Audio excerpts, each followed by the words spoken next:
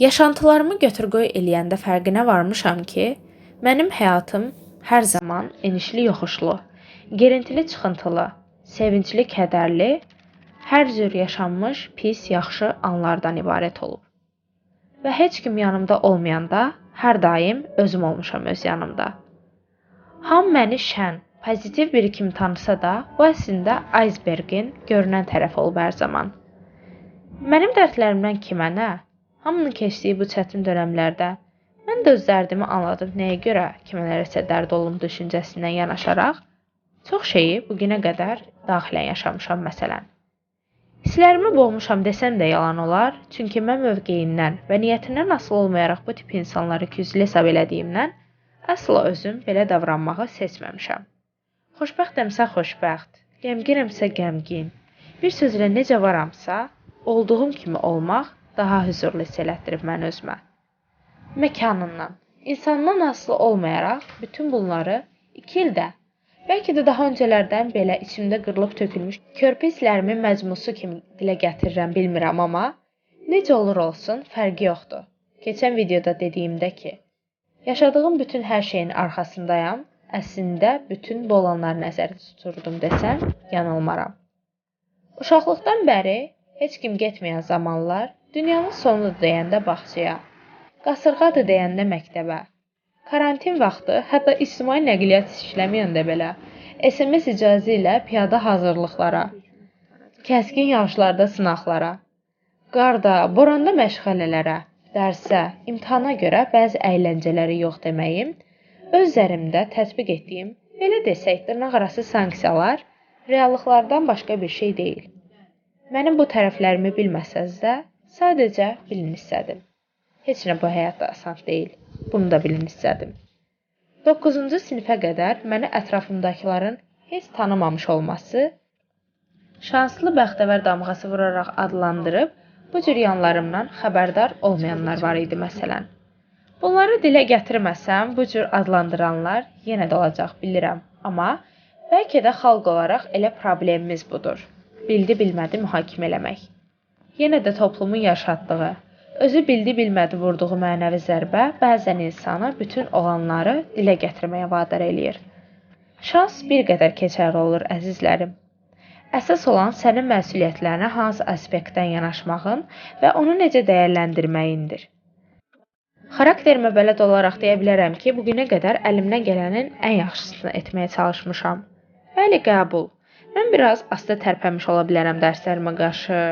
Başqalarının yarım saatı oxuduğunu 1 saata, saat yarım ərsəyə gətirə bilərdim. Amma əsas ki, nə də olsa etmişəm. Özümü heç kimlə müqayisə etməyi sevmirəm. Çünki kimlərinsə məndə axtardığı da onlarda olmaya bilər. Ölkə olaraq onda bunda nəsə axtararaq güclü tərəflərimizə yönəlmək əvəzinə zəif nöqtələrimizə köklənmək bizi şuur baxımından sivil ölkələrdən geriyə atmaqdan başqa bir şey etməyib bugünə qədər. Rahatçılığımdan istəyənlər olur. Əslində bu rahatçılıq deyil, bu fərqli baxış bucağıdır. Qoy birinin balı məndən artıq olsun, birininki əksik. Bunun nə mənim ondan, nə də onun məndən zəif olduğu anlamına gəlmir. Bu imtahandır. O 3 saat ərzində hər şey ola bilər. Qarşımızdakı 5 dəqiqədən belə əmin deyilkən, imtahan haqqında fikir bildirmək, kimlərsə ittiham eləmək doğru olmazdı, əgər yetkin beyinə sahib olsaq. Mən bunları tək özümə görə danışmıram. Ailəmin yanımda olduğunu bildikdən sonra kimlərinsə düşüncələri məni sözün açığı ümumiyyətlə maraqlandırmır. Yaşadığımız, var olduğumuz 3-5 günə bu cür mənalı hesab etdiyimiz, qarşımıza gələn illərdə isə sadəcə baxıb güləcəyimiz şeylər üçün boş-boş yerə hədər etməyin deyərdim. Onu daha maraqlı şeylərlə doldurun. Həyatımı hansı istiqamətdən, necə idarə edəcəyimi çox yaxşı bildiyimdən, bəli, içimdə bir əminlik hissi var. Amma bu əsla rahatçılıqdan doğan bir şey deyil. Pis olmağa, dram göstərməyə qalsa, burada məndən çox kədər motivli hekayə danışan olmaz bəlkə də. Ailəm mənim əsasən də son dönəmlərdə nə qədər əziyyət çəkdiyimi çox yaxşı görürdü və dərk eləyirdi. Və bunu da indi dilə gətirirsə, bir şeylər anlamışdır deməkdir. Hər buraxılış fənnindən, əsasən də Azərbaycan dili. İngilis dilindən müstəqil 2-3 əlavə kitab bitirmiş, özümə 10-15 sınaq imtahanı keçirmiş biri olaraq deyə bilərəm ki, əsasən də son bir həftədə mən çökmüşdüm millət. Ümumiyyətlə nələrsə eləmək istəmirdim. Amma yenə də ətrafımdakılar sağım solum bəlli olmadığını bilir.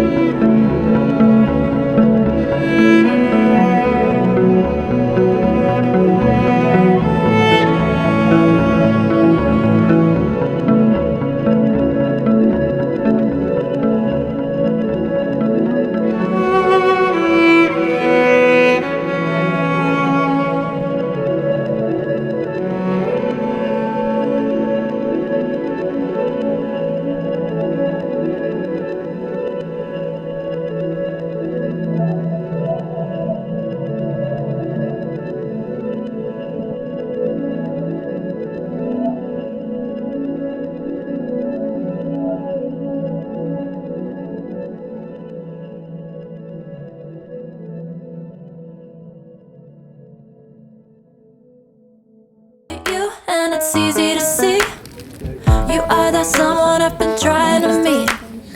I got your number, won't you pick up the phone? Don't leave me hanging on the dial tone.